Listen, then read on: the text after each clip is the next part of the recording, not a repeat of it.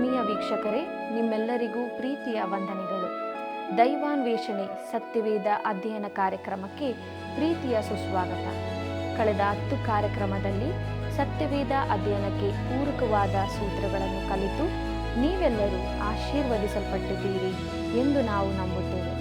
ಇಂದಿನಿಂದ ಸತ್ಯವೇದದೊಂದಿಗೆ ನಮ್ಮ ಪ್ರಯಾಣವನ್ನು ಸತ್ಯವೇದದ ಮೊದಲನೆಯ ಪುಸ್ತಕವಾದ ಆದಿಕಾಂಡದೊಂದಿಗೆ ಪ್ರಾರಂಭಿಸಿ, ಆದಿಕಾಂಡವು ಸಮಯ ಮತ್ತು ಕೇಂದ್ರೀಕರಿಸಿದ ಮುಖ್ಯ ಪಾತ್ರಗಳ ಬಗ್ಗೆ ತಿಳಿದುಕೊಳ್ಳೋಣ.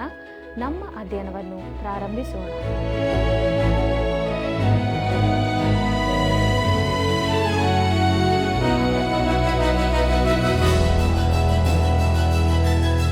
ನಮ್ಮ ಪೂರ್ವಿಕರು ನಿನ್ನಲ್ಲಿ ಭರವಸವಿಟ್ಟರು, ನಿನಗೆ ಮೊರೆಯಿಟ್ಟು ವಿಮುಕ್ತರಾದರು. ಕೀರ್ತನೆಗಳು 21:3.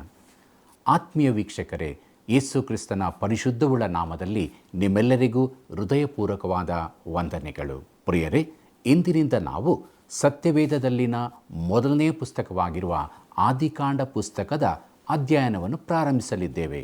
ಪ್ರಾರ್ಥನಾ ಪೂರ್ವಕವಾಗಿ ಪ್ರತಿಯೊಂದು ಕಾರ್ಯಕ್ರಮವನ್ನು ವೀಕ್ಷಿಸಿರಿ.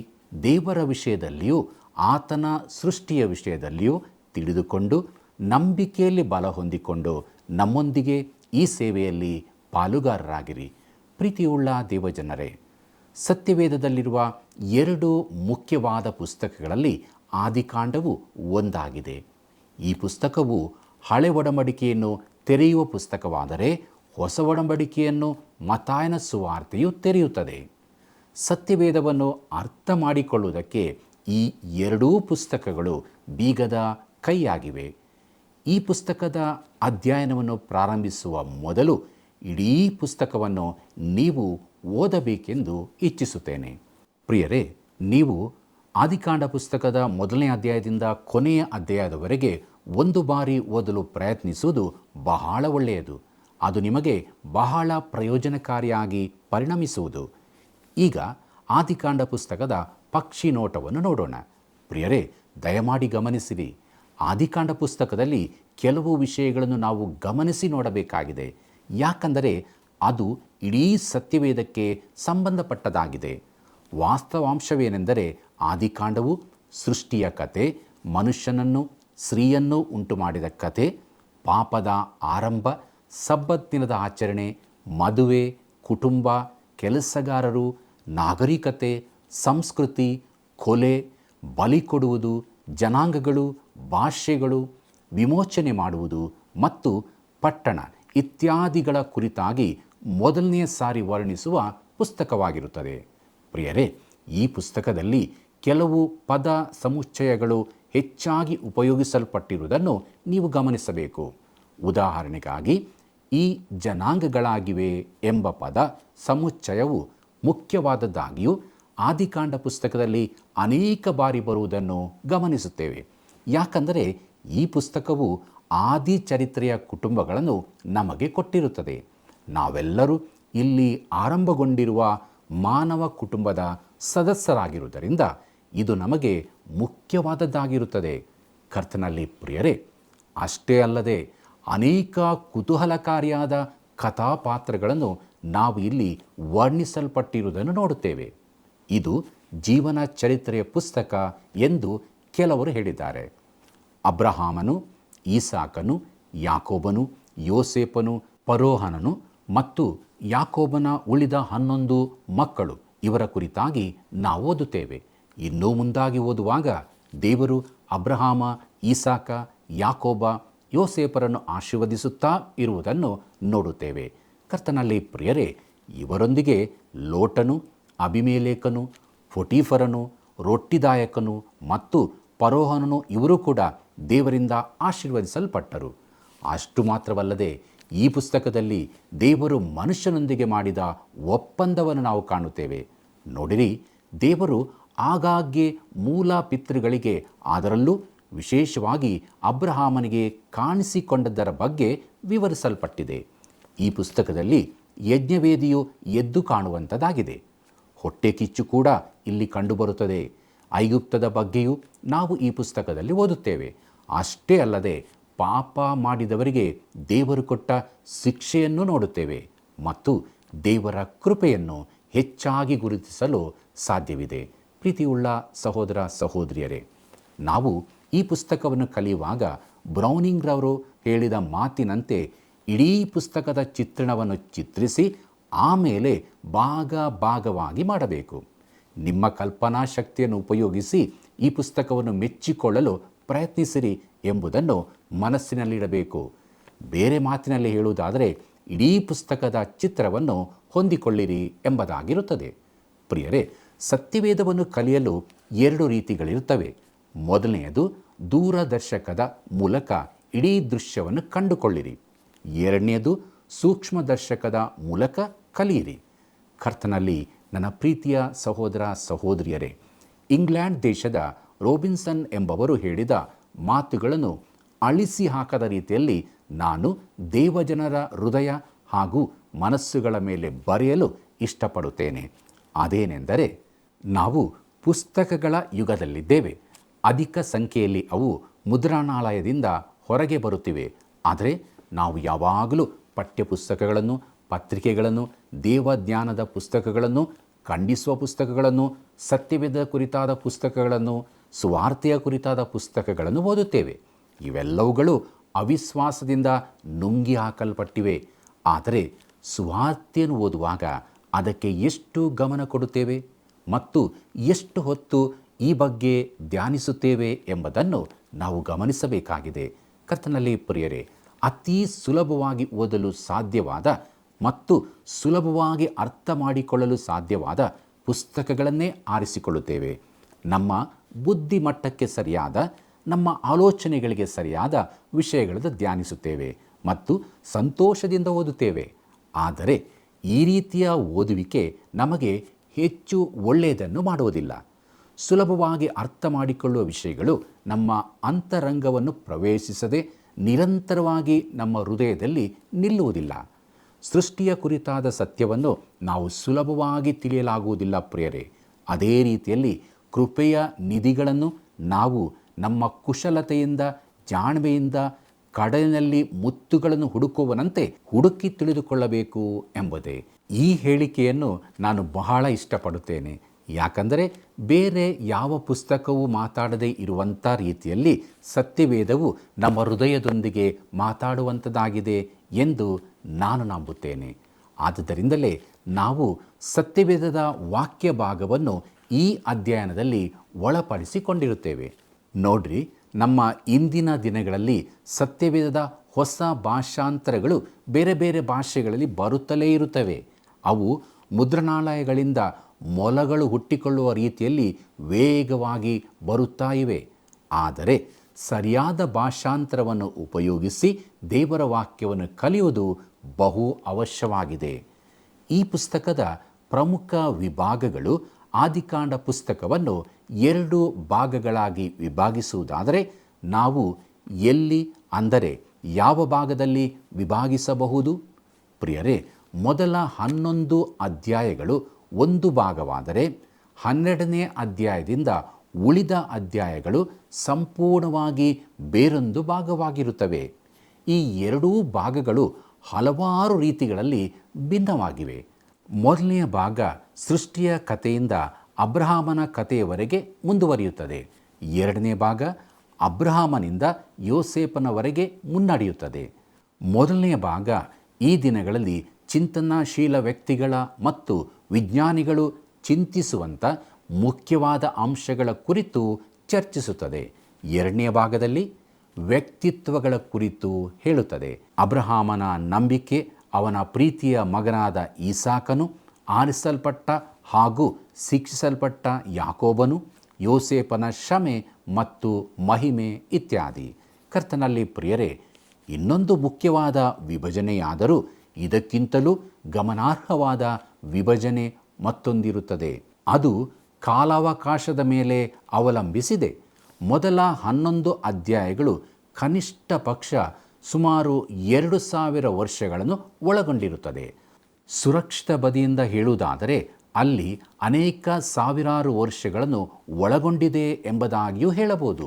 ಪ್ರಿಯರೇ, ಆದಿಕಾಂಡದ ಈ ಮೊದಲನೆಯ ಭಾಗದಲ್ಲಿ ನಿಮ್ಮ ತತ್ವ ಸಿದ್ಧಾಂತವೇನೇ ಇದ್ದರೂ ಅದಕ್ಕೆ ಸೂಕ್ತವಾದ ರೀತಿಯಲ್ಲಿ ಗತಕಾಲದ ಯಾವ ಮೊತ್ತದ ಸಮಯವನ್ನು ಇದರಲ್ಲಿ ಸೇರಿಸಬಹುದು.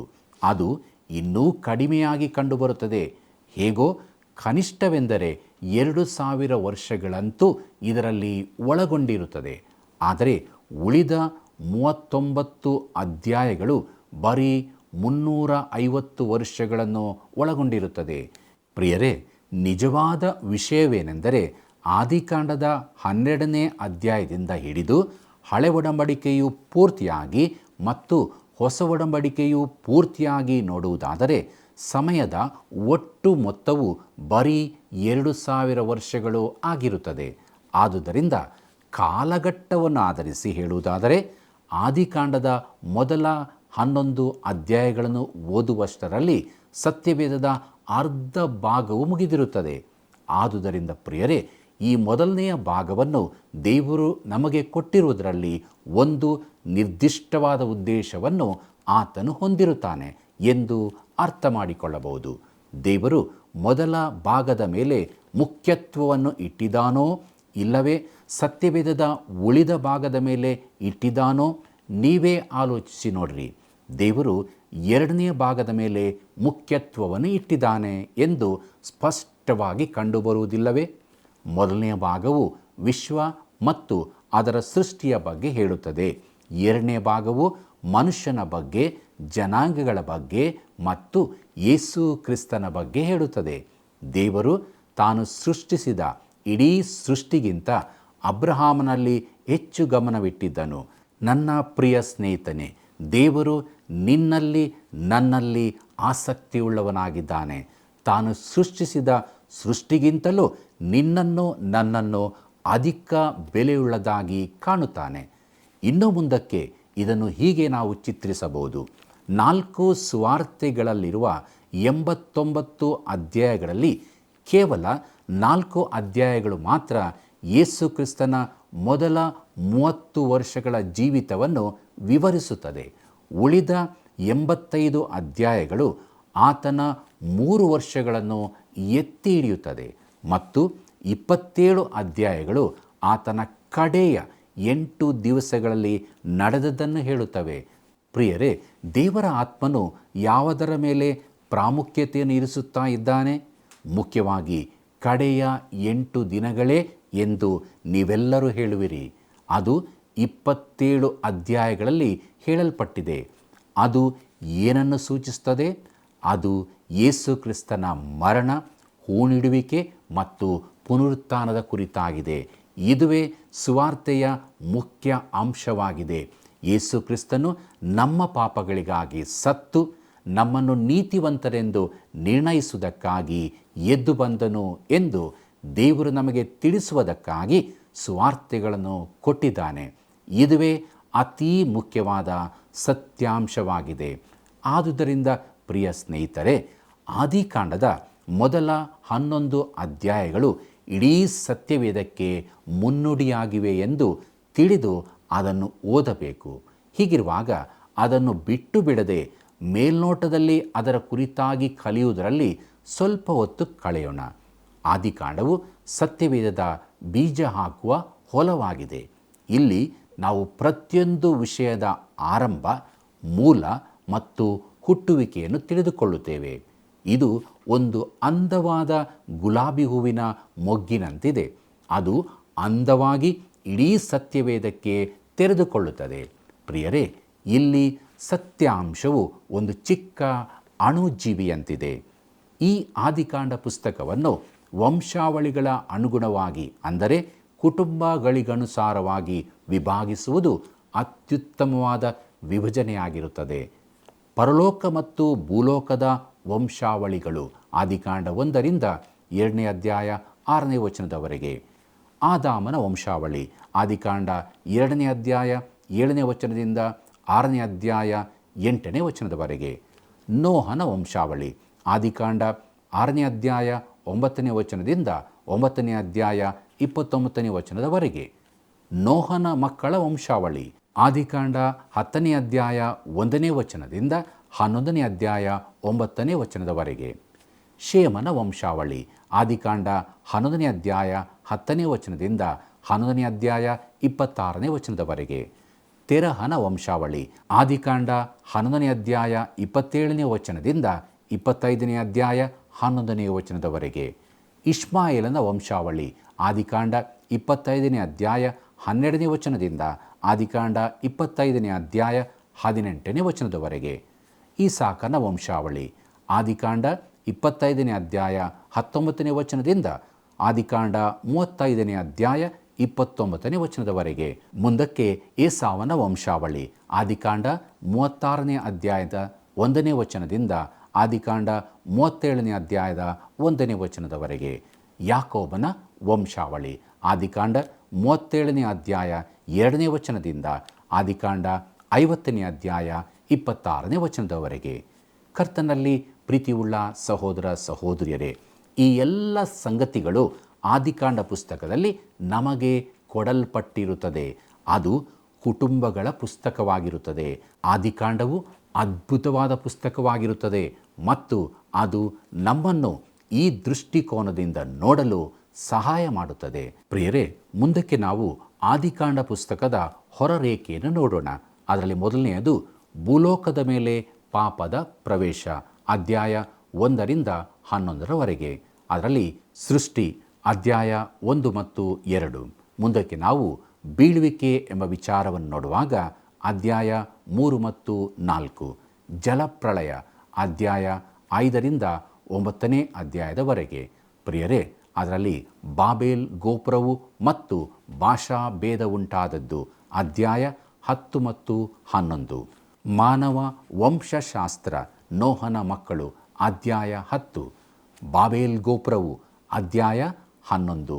ಪಂಚಾಶತಮ ದಿನಕ್ಕಿಂತ ಭಿನ್ನವಾದದ್ದು, ಮಾನವ ಕುಲಕ್ಕೆ ಬರಬೇಕಾದ ರಕ್ಷಕನ ಆಗಮನಕ್ಕೆ ತಯಾರಿ, ಅಧ್ಯಾಯ 12ರಿಂದ 50. ಅಬ್ರಹಾಮನು ನಂಬಿಕೆ, ಅಧ್ಯಾಯ 12ರಿಂದ 23. 7 ಬಾರಿ ದೇವ ದರ್ಶನದಿಂದಾಗಿ ನಂಬಿಕೆಯಲ್ಲಿ ಕಂಡುಬಂದ ಏಳಿಗೆ ಈ ಬಗ್ಗೆ ನೋಡುತ್ತೇವೆ. ಪ್ರಿಯರೇ, ಅಬ್ರಹಾಮನಿಗೆ ದೇವರ ಕರೆ ಮತ್ತು ವಾಗ್ದಾನ, ನಂಬಿಕೆ ಕಳೆದು ಹೋದದರಿಂದಾಗಿ ಆತನ ಪ್ರತಿಕ್ರಿಯೆ, ಅಧ್ಯಾಯ 12.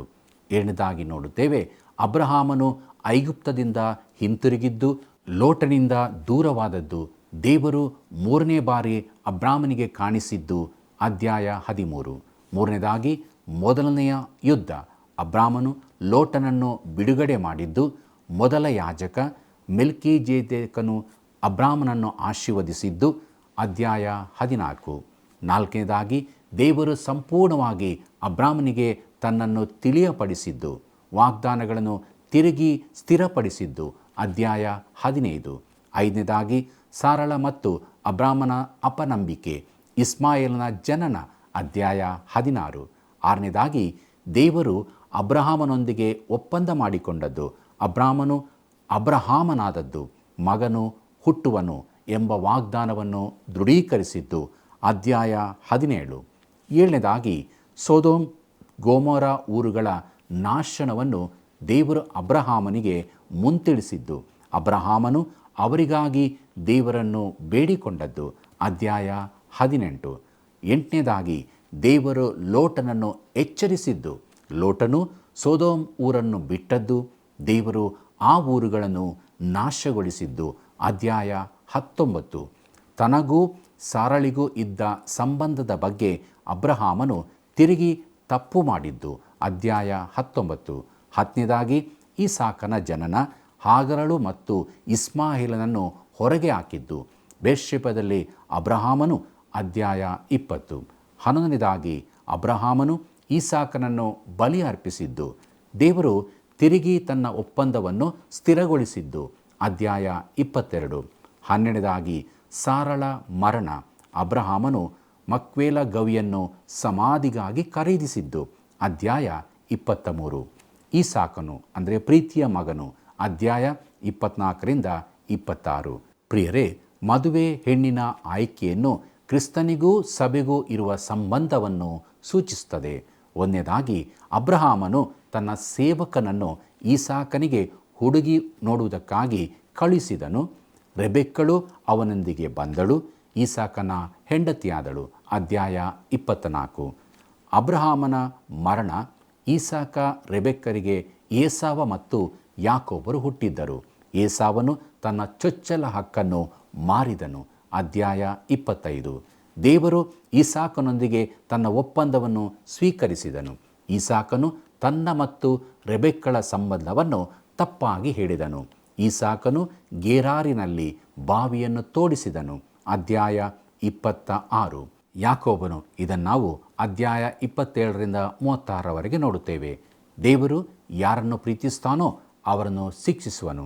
ಯಾಕೋಬನು ಮತ್ತು ರೆಬೆಕ್ಕಳು ಮೋಸ ಮಾಡಿ ಏಸಾವನಿಗೆ ಬರಬೇಕಾದ ಆಶೀರ್ವಾದವನ್ನು ಕಸಿದುಕೊಂಡದ್ದು. ಅಧ್ಯಾಯ 27. ಯಾಕೋಬನು ಮನೆ ಬಿಟ್ಟು ಹೊರಟನು.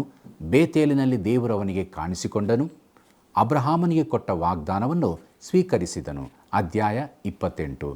ಯಾಕೋಬನು ಹಾರಾನಿಗೆ ಬಂದು ಮುಟ್ಟಿದನು. ಲಾಬಾನನನ್ನು ರಾಹೇಳನನ್ನು ಸಂಧಿಸಿದನು.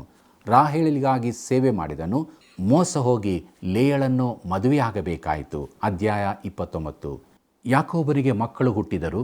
ಯಾಕೋಬನು ಲಾಬಾನನನ್ನು ಬಿಟ್ಟು ಹೊರಡಲು ಆಲೋಚಿಸಿದನು. ಕರಾರಿನಲ್ಲಿ ಗೆದ್ದುಕೊಂಡನು.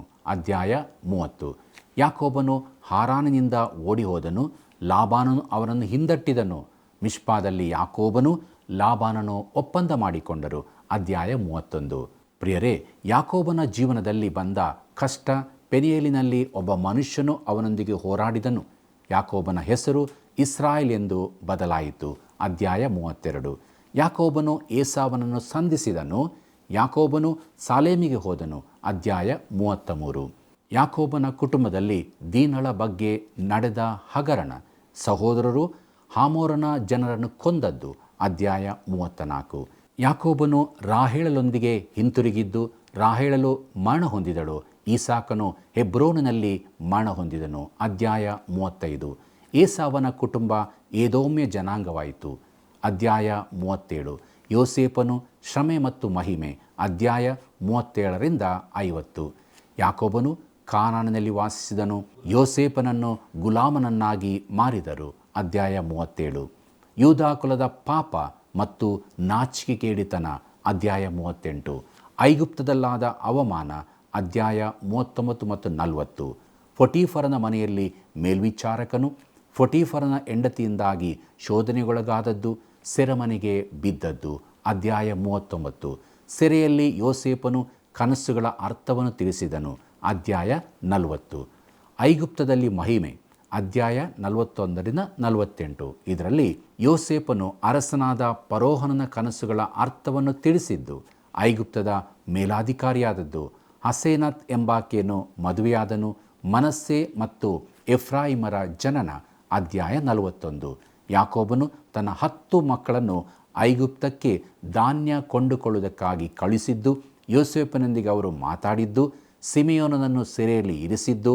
ಹಿಂತಿರುಗಿ ಮನೆಗೆ ಹೋದಾಗ ತಾವು ಕೊಟ್ಟ ಹಣವನ್ನು ಕಂಡುಕೊಂಡದ್ದು. ಅಧ್ಯಾಯ 42. ಮುಂದುವರೆದು ಯಾಕೋಬನು ಮಕ್ಕಳನ್ನು ಐಗುಪ್ತಕ್ಕೆ ಕಳಿಸಿದ್ದು. ಬೆನ್ಯಾಮೀನನೊಂದಿಗೆ ಯೋಸೇಫನು ತನ್ನ ಸಹೋದರನನ್ನು ಸತ್ಕರಿಸಿದ್ದು. ತಾನು ಯಾರು ಎಂದು ತಿಳಿಸಲಿಲ್ಲ. ಅಧ್ಯಾಯ 43. ಯೋಸೇಫನು ತನ್ನ ಸಹೋದರರನ್ನು ಹಿಂದೆ ಕಳಿಸಿದ್ದು. ಸೇವಕರನ್ನು ಕಳುಹಿಸಿ ಅವರನ್ನು ಸೆರೆ ಹಿಡಿದದ್ದು. ಪಾನಪಾತ್ರೆಯು ಬೆನ್ಯಾಮೀನನ ಚೀಲದಲ್ಲಿತ್ತು. ಯಹೂದನು ಅವನಿಗಾಗಿ ಬೇಡಿಕೊಳ್ಳುವುದು. ಅಧ್ಯಾಯ 44. ಪ್ರಿಯರೇ, ಯೋಸೇಫನು ತಾನು ಯಾರೆಂಬುದನ್ನು ತಿಳಿಸಿದ್ದು. ಸಹೋದರರು ತಿರುಗಿ ಒಂದಾದದ್ದು. ಯಾಕೋಬನು ಮತ್ತು ತನ್ನ ಎಲ್ಲ ಕುಟುಂಬದವರನ್ನು ಐಗುಪ್ತಕ್ಕೆ ಕರೆ ಕಳಿಸಿದ್ದು. ಅಧ್ಯಾಯ 45. ಯಾಕೋಬನು ತನ್ನ ಕುಟುಂಬದೊಂದಿಗೆ ಐಗುಪ್ತಕ್ಕೆ ಬಂದದ್ದು 70 ಮಂದಿ. ಯಾಕೋಬನು ಯೋಸೇಫನನ್ನು ಸಂಧಿಸಿದ್ದು. ಅಧ್ಯಾಯ 46. ಯಾಕೋಬನು ಅವನ ಮಕ್ಕಳು ಗೋಷೆನ್ ಸೀಮೆಯಲ್ಲಿ ವಾಸಿಸಿದರು. ಫರೋಹನನನ್ನು ಭೇಟಿ ಮಾಡಿದ್ದು. ಐಗುಪ್ತರು ತಮ್ಮ ತಮ್ಮ ನೆಲವನ್ನು ಫರೋಹನನಿಗೆ ಮಾರಿದ್ದು. ಯಾಕೋಬನನ್ನು ಕಾನಾನಿನಲ್ಲಿ ಸಮಾಧಿ ಮಾಡುವೆನೆಂಬುದಾಗಿ ಯೋಸೇಫನು ಪ್ರಮಾಣ ಮಾಡಿದ್ದು. ಅಧ್ಯಾಯ 47. ಯಾಕೋಬನು ತನ್ನ ಮರಣ ಹಾಸಿಗೆಯಲ್ಲಿ ಯೋಸೇಫನನ್ನು ಅವನ ಮಕ್ಕಳನ್ನು ಆಶೀರ್ವದಿಸಿದ್ದು. ಅಧ್ಯಾಯ 48. ಪ್ರಿಯರೇ, ಯಾಕೋಬ ಮತ್ತು ಯೋಸೇಫರ ಮರಣ ಮತ್ತು ಸಮಾಧಿ ಮಾಡಿದ್ದು. ಅಧ್ಯಾಯ 49 ಮತ್ತು 50. ಪ್ರಿಯರೇ, ಮರಣ ಹಾಸಿಗೆಯಿಂದ ಯಾಕೋಬನು ತನ್ನ 12 ಮಕ್ಕಳನ್ನು ಆಶೀರ್ವದಿಸಿದ್ದು. ಅಧ್ಯಾಯ 49. ಯಾಕೋಬನ ಮರಣ ಮತ್ತು ಕಾನಾನಿನಲ್ಲಿ ಸಮಾಧಿ ಮಾಡಿದ್ದು. ಯೋಸೇಫನ ಮರಣ ಮತ್ತು ಐಗುಪ್ತದಲ್ಲಿ ಅವನನ್ನು ಸಮಾಧಿ ಮಾಡಿದ್ದು. ಅಧ್ಯಾಯ 50. ಆತ್ಮೀಯರೇ, ಆದಿಕಾಂಡ ಪುಸ್ತಕದ ರೂಪುರೇಖೆಯನ್ನು ಅಧ್ಯಯನ ಮಾಡಿ ಬಹು ಅಮೂಲ್ಯವಾದ ಸಂಗತಿಗಳನ್ನು ತಿಳಿದುಕೊಂಡಿದ್ದೇವೆ. ದೇವರ ಸೃಷ್ಟಿಗೆ ಬೆಲೆ ಕಟ್ಟುವುದು ಅಸಾಧ್ಯ. ಅದೇ ಸಮಯದಲ್ಲಿ ಆತನು ನಮ್ಮಲ್ಲಿ ಆಸಕ್ತಿಯುಳ್ಳವನಾಗಿದ್ದಾನೆ. ಆದುದರಿಂದ ನಾವು ಕೂಡ ಆತನ ಸೃಷ್ಟಿಯಲ್ಲಿ ಸಂತೋಷಪಡುತ್ತಾ ಭಯಭಕ್ತಿಯುಳ್ಳವರಾಗಿ ನಡೆಯೋಣ. ಪ್ರಾರ್ಥನೆ ಮಾಡೋಣ. ತಂದೆಯಾದ ದೇವರೇ, ನಿನ್ನ ಸೃಷ್ಟಿಯ ವಿಷಯವನ್ನು ತಿಳಿದುಕೊಳ್ಳುವುದಕ್ಕೆ ಸಹಾಯ ಮಾಡಿದ್ದಕ್ಕಾಗಿ ಸ್ತೋತ್ರ. ನಿನ್ನ ಪ್ರೀತಿಯನ್ನು ಅರಿತವರಾಗಿ ನಿನ್ನಲ್ಲಿ ಇದ್ದುಕೊಂಡು ಭಯಭಕ್ತಿಯುಳ್ಳ ಜೀವಿತವನ್ನು ನಾವು ಜೀವಿಸುವುದಕ್ಕೆ ಸಹಾಯ ಮಾಡು. ನಮ್ಮೆಲ್ಲ ವೀಕ್ಷಕ ಬಾಂಧವರ ಜೀವಿತಗಳಲ್ಲಿ ನಿನ್ನ ಕೃಪೆ, ಸಂತೋಷ, ಸಮಾಧಾನ ಯಾವಾಗಲೂ ನೆಲೆಯಾಗಿರಲಿ. ಯೇಸುವಿನ ನಾಮದಲ್ಲಿ ಬೇಡಿದ್ದೇವೆ ತಂದೆಯೇ, ಆಮೆನ್. ಇಂದಿನ ಅಧ್ಯಯನದಲ್ಲಿ ಸತ್ಯವೇದಕ್ಕೆ ಅಸ್ತಿವಾರವಾಗಿರುವ ಆದಿಕಾಂಡ ಪುಸ್ತಕದ ಮುಖ್ಯ ಅಂಶಗಳನ್ನು ಕಲಿತುಕೊಂಡೆವು. ಸೃಷ್ಟಿ, ಪುರುಷ, ಸ್ತ್ರೀ, ಕುಟುಂಬ, ಪಾಪ, ಯಜ್ಞ ಇನ್ನಿತರ ಹಲವಾರು ವಿಷಯಗಳನ್ನು ಅದು ನಮಗೆ ತಿಳಿಸುತ್ತದೆ. ದೇವರ ವಾಕ್ಯ ಮಾತ್ರ ನಮ್ಮ ಹೃದಯವನ್ನು ಬದಲಾಯಿಸಲು ಶಕ್ತವಾಗಿದೆ.